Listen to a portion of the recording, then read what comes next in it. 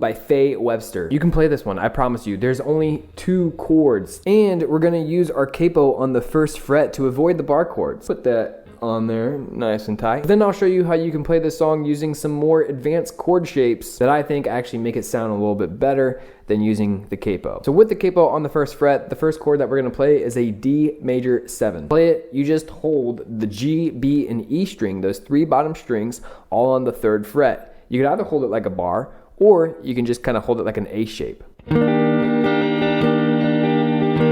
And strum from the D string down. And then before showing you the strumming pattern, I'll show you the 2nd chord in this song, which is the only other chord in this song, and that is a major 7. You got your middle finger on the 3rd fret of the D, you got your 1st finger on the 2nd fret of the G, and you got your ring finger on the 3rd fret of the B. Strum from the A string down.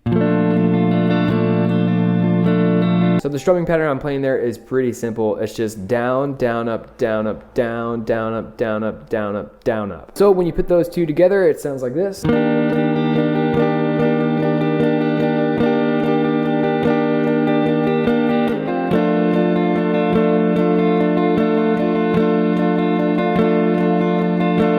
So it's super simple, but let's go ahead and take the capo off and learn something new. Or maybe it's new. I'm not sure if it's new for you. Way to play this song without the capo is by playing a D sharp major 7.